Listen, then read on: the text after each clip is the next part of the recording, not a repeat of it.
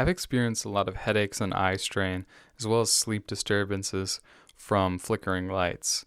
And one light I didn't think about right away was my reading light, which I use to read physical books before I go to bed instead of, being on my phone or a screen. And I actually noticed that sometimes, depending on the reading light I was using, I was getting worse eye strain than if I would have just been on my phone. Since then, I've tried to buy low flicker reading lights, but I haven't really had a way to confirm that they're actually low flicker. I've been designing and building a flicker meter, and this is actually the perfect tool for determining if these reading lights do flicker, and hopefully I'll be able to figure out which ones I should be using and which I should probably just throw away. So the way this flicker meter works is it has a photodiode there which picks up the light and it converts the light signal into an electrical signal, which is then digitized and sent to the computer for analysis. I can use this to determine which of these lights has strong PWM. So I'll set up one of these lights here. Maybe we'll start with this blue one, and we'll start doing some flicker measurements and see what it looks like. Okay, so I just set up this reading light on a book and I have it pointed down at the flicker meter. I'll go ahead and remove the dust cover from the photodiode, and then what I'm going to do is just turn it on to the different settings and we'll look at the measurements on the computer. I should also note that I'm going to turn the light off when I do this so that doesn't cause any errors in the measurement. Okay, we're looking at the software here, and this top window is going to show us the waveform, and the bottom will show us a frequency spectrum. So I'll turn on the light to the dimmest setting. This is the dimmest setting, and you can see the waveform there, which looks like some sort of a pulse shape. I'm going to go down and turn on the trigger, which is going to help us freeze this waveform in place so it isn't jittering around. And yeah, this looks like a pretty sharp pulse. It's not really rectangular, but some sort of pulse there. And if we go up to these basic measurements in the upper right, you can see the main frequency is 1.3 kilohertz, and you can see that reflected in the frequency spectrum here. And then you can also see all these harmonics that are coming from the frequency content of this wave, because it's non-sinusoidal. So this looks fairly bad. Let's look at the metrics now. What the metrics button will do is compute some metrics that can give you an idea how bad the light flicker really is. Okay, here's the flicker metrics report. What you'll see here is we have three main metrics: PSTLM, SVM, and PAVM. From my research, I think these three metrics in combination give you a pretty good idea if a light is going to cause negative effects due to flicker. So PSTLM is low frequency light modulation, and this would be mostly causing directly visible flicker, although depending on the modulation depth, the flicker in this frequency range might not be visible. So SVM is stroboscopic visibility measure, which is going to go out to a couple kilohertz, and this is representing the stroboscopic effect, which is easier to see on moving objects or if you're scanning your eyes across a source. PAVM is the newest of these metrics, and this is phased array visibility measure. And what this is really trying to convey is the likelihood of seeing ghosting or artifacts as either an object moves really quickly across your visual field or you scan your eyes across it. So the PSTLM is 0.07, which is fairly low. The typical regulatory requirement for PSTLM is that a light has a PSTLM of less than 1.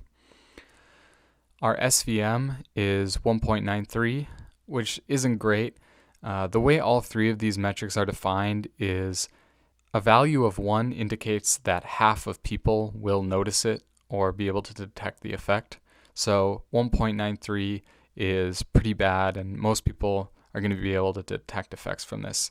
And I can tell you just from experience that using this light very quickly gave me a headache. And the phased array visibility measure for this light is 8.09, which is also extremely high. I can definitely confirm that if I look at this light from about an arm's length distance away and scan my eyes across it, I see tons of ghost images of the light. So this is definitely not a light I'd want to use. We also have some more basic metrics, like just the flicker percent, which is reflective of the modulation depth, which is 100% in this case. So it's essentially going from all the way on to all the way off. Flicker index is also 0.81, which is very high, and then we're given the dominant frequency here is 1.3 kilohertz.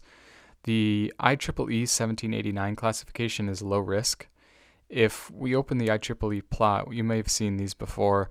So it looks like we're actually right on the line of the risk and low risk boundary. The reason I don't have this emphasized is it doesn't really take into account stroboscopic or phased array effects. I did include it in here because it's widely used by other flicker meters, but I don't think it's very illuminating.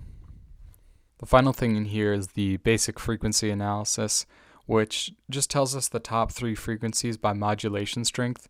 So these are going to be the strongest frequencies in the FFT spectrum. And you can see that the modulation percentage of some of these is over 100%, which is a little bit confusing, but that's just the way the frequency decomposition works. These frequencies with over 100% modulation are partially canceled out by higher order harmonics, so that's why they don't all add up to 100. Let's go ahead and change the brightness on this and see what happens. So this is the lowest brightness setting, like I said. Okay, this is the next one up. So this has more of a pulse shape to it. It's almost rectangular, but the dominant frequency is still 1.3 kilohertz. And let's look at the metrics now. So the SVM and PAVM are still very high. They're slightly lower for this waveform shape, even though the frequency and modulation depth are the same. Okay, we'll go to the brightest setting. Okay, this is the brightest setting. Now you can see it almost has an inverted shape of the original setting. Let's look at the metrics. Yeah, the SVM is quite a bit lower, PAVM as well, but it's still well above 1, which we don't really want. So you can see how the waveform shape is taken into account by these metrics, while if we look at the IEEE classification, it's exactly the same for all 3 of these. That's because this doesn't take into account the frequency content at all. You're just looking at the modulation depth and the frequency of the overall wave. Okay, we'll close this out and let's try another one of the lights. This was the Vavofo reading light. Okay, this reading light is called the MT538. At least that's the model printed on it. And this is what it looks like on the lowest brightness setting. You can see again we have 100% flicker, so this thing is turning all the way on and off, and the dominant frequency is 5.8 kilohertz. You can see the pretty rich frequency spectrum here. Now if we go into the metrics, for this one the frequency is too high to really be considered by the SVM, so we have a little bit of low frequency modulation, and then we have quite a bit of PAVM. This is above 1, so that would mean that basically half of people are going to be able to easily see this when they scan their eyes across it. They'll see some sort of ghosting, repeated images of the light, and that could also apply to the reflected light from the text you're reading. So my system here gives this overall classification as high risk, which basically I just take the highest out of these 3 categories and use that. You really want to be in the green for all of these if you're going to consider something low risk. You can look at the IEEE plot, and yeah, since the frequency is so high, the IEEE 1789 is going to allow 100% modulation. We'll close this out. So let's go to the next one. This one is called the LED power, and I'm going to try to adjust the settings here so we can get a single shot measurement, and then I can turn this off because this thing is terrible. Kind of hurts my eyes when it's just in my peripheral vision. I captured 2.5 seconds of data for this one, and what you can see is this actually has very low frequency flicker at 68 hertz and 100% modulation. And this one is definitely one of the worst lights I've ever looked at in general. If we look at the metrics here, you can see the PSTLM is 1.22, so it's possible in some situations this couldn't even be legally sold.